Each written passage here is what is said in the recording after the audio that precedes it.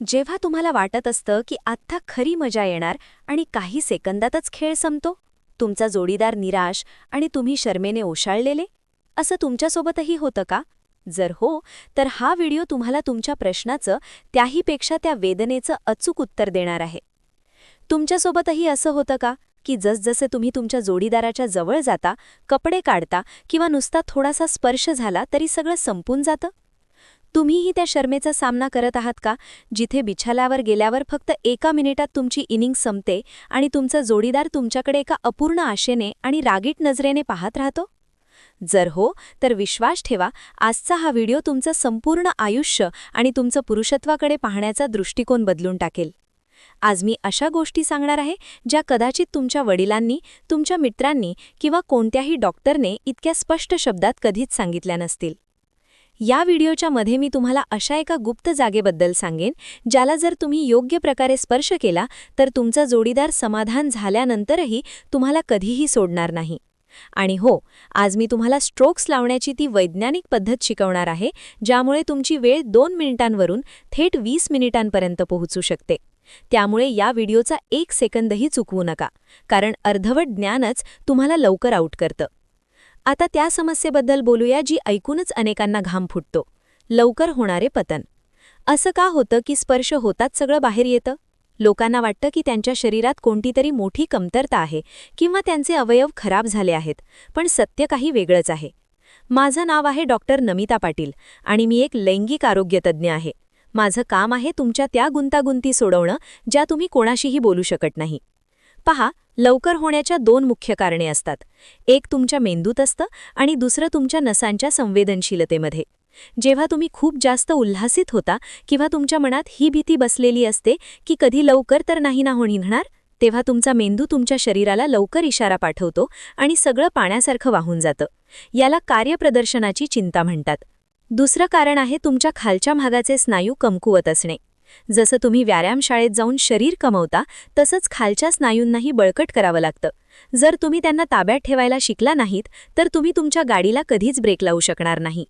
आता तुम्ही विचार करत असाल की डॉक्टर साहेबा, हे सगळं तर ठीक आहे, पण तो मार्ग कोणता आहे ज्यामुळे जोडीदार कधीच तक्रार करणार नाही? तर ऐका, सर्वात मोठी चूक जी तुम्ही करता ती म्हणजे थेट खेळ सुरू करणे. तुम्ही पूर्वतयारी करायला विसरता. स्त्रीच्या शरीरात अशी एक जादुई जागा असते जिला आपण भगशिष्ण म्हणतो. ही लघवीच्या मार्गाच्या अगदी वर एक छोटीशी दाण्यासारखी जागा असते. पुरुषांना वाटतं की फक्त आत जाण्यानेच स्त्रीला समाधान मिळेल, पण सत्य तर हे आहे की 80% स्त्रियांना आतील झटक्यांनी समाधान मिळत नाही. त्यांना त्या दाण्याला हळूवार स्पर्श करण्याची गरज असते.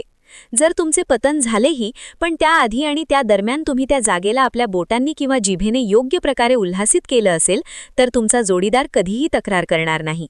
ती जागा इतकी संवेदनशील असते की तिथे योग्य दाब पडताच जोडीदाराच्या पायाखालची जमीन सरकते. पण खरा प्रश्न तर वेळेचा आहे, बरोबर? की जेव्हा तुम्ही आत असता तेव्हा स्ट्रोक्स कसे लावावेत जेणेकरून तुम्ही जास्त वेळ टिकाल? बहुतेक पुरुष हीच चूक करतात की ते सुरुवातीपासूनच खूप वेगाने आणि खोलवर स्ट्रोक्स मारू लागतात.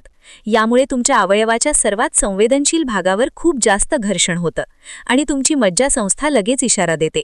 इथे तुम्ही 7-1 सूत्र अवलंबला पाहिजे, म्हणजेच 7 स्ट्रोक्स हलके आणि वरवरचे आणि 8वा स्ट्रोक खोलवर. यामुळे तुमचा उल्हास एका समान पातळीवर राहील आणि तुम्ही एकदम शिखरावर पोहोचणार नाही. स्ट्रोक्स लावण्याची योग्य पद्धत ही आहे की तुम्ही फक्त तुमची कंबर न हलवता तुमच्या श्वासांवरही ताबा ठेवा. जेव्हा तुम्हाला वाटेल की आता होणार आहे, तेव्हा लगेच थांबा. तुमच्या जोडीदाराला चुंबन घ्या किंवा सहलवा आणि जेव्हा उल्हास थोडा कमी होईल तेव्हा पुन्हा सुरू करा.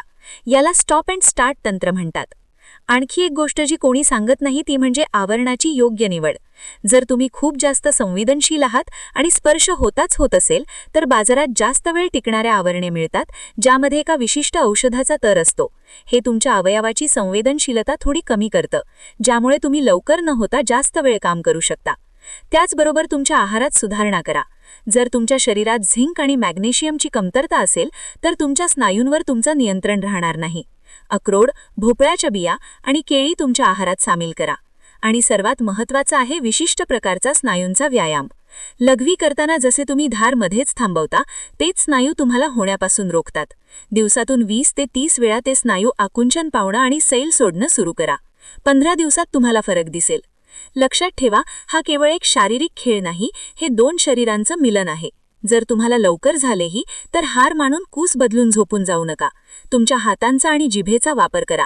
जोडीदार संतुष्ट करणे एक कला आहे आणि जर तुम्ही ती खास जागा म्हणजेच भगशिष्ण आणि योनीचा आत वरच्या भिंतीवर 2 इंच आत असलेली विशिष्ट जागा ओळखली आणि तिथे योग्य प्रकारे बोट किंवा अवयवाचा दाब बनवला तर तुमची जोडीदार तुमची दिवाणी होईल. स्ट्रोक्स लावण्याची गती मध्ये मध्ये बदलत राहा, कधी खूप वेगाने तर कधी खूप हळू. ही अनिश्चितता जोडीदाराला आणखी जास्त उल्हासित करतं. शेवटी फक्त इतकंच सांगेन की लवकर पतन होणे ही कोणतीही आजार किंवा बिमारी नाही, ही फक्त नियंत्रणाची कमतरता आहे. तुमच्या मेंदूला शांत करा, खोल श्वास घ्या आणि तुमच्या जोडीदारासोबत मनमोकळेपणाने बोला. तुम्हाला माहित आहे का की अशी कोणती स्थिती आहे ज्यामध्ये पुरुष सर्वात जास्त वेळ टिकू शकतात? जर तुम्हाला जाणून घ्यायचे असेल तर खाली कमेंटीत भाग 2 लिहा आणि हा व्हिडिओ त्या मित्रांसोबत पाठवा जे या समस्येने त्रस्त आहेत. सदस्यत्व घ्यायला विसरू नका, कारण तुमचे आनंदी जीवन हेच माझं ध्येय आहे.